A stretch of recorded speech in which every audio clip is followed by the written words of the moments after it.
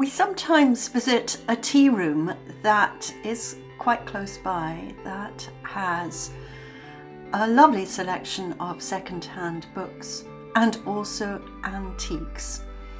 And on a recent visit, I came across this stunning little cloth and had to buy it. But I discovered pretty quickly that it was full of holes. There are holes anyway, but there were holes where the fabric had frayed and come away. And though it really did look pretty on my dressing table, there was always this thought at the back of my mind that I should mend it. Now, mending is perhaps not the most popular thing to be doing these days, but it's very satisfying, and there's great wisdom in the saying, make, do and mend. And it's a way of keeping these wonderful artifacts. You can see two of the holes there. They're not so much holes as just the little bits of thread have become frayed and broken. And I had to look closely because I wasn't sure how it was made. There are so many different forms of lace, but having had a very close look, I was greatly surprised and relieved to find that it's actually crochet. And as you will know, I'm able to do very fine crochet. It's one of my skills. I had to analyze the pattern pretty closely. There's a central circle, a foundational circle, and then there are spokes round that circle. And then those, what become daisy flowers, are attached with these separate threads. And it was at that place that they had become frayed. So I went to my box of crochet threads I've collected over the years. There are so many different ones, and I do have quite a selection, but I really had to go for the right thread.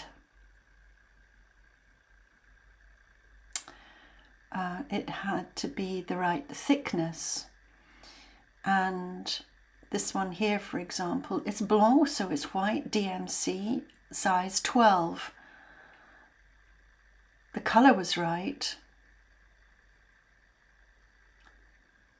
but probably I needed a much finer thread.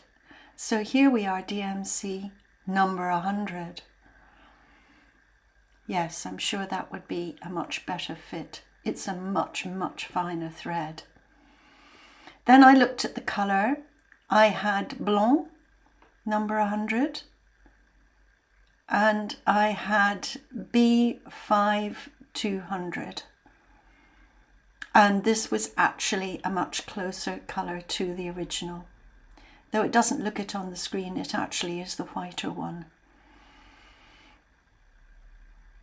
And for crochet hook, I went for pretty much the finest in my collection, which was 0.75.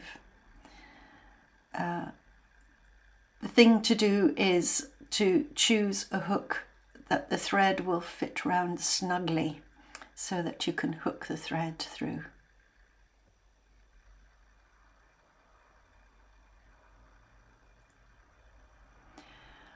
So I then looked to see, and though you can't really see them here, I discovered about 12 places where I was going to have to build up those threads again.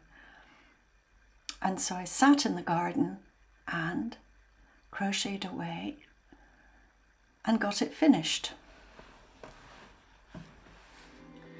It was slightly complicated by the fact that the original person who had crocheted it hadn't followed the pattern completely. She had made a few mistakes, and those tended to be the places, surprisingly, where the holes had, where the fraying had happened.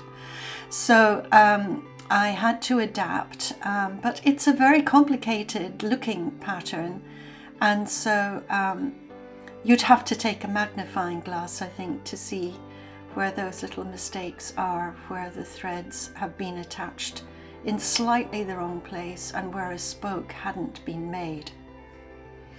And so after a deliberation to get on with it, it of course didn't take too long, and it was a very enjoyable job to be doing and finishing, and very, very satisfying now to look at my beautiful crochet lace cloth on my dressing table, absolutely intact, and hopefully will remain intact for many, many years to come.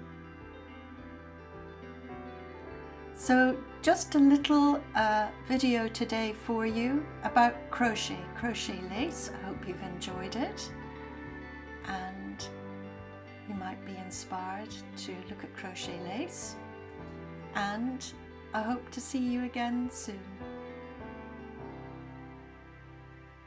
Bye bye.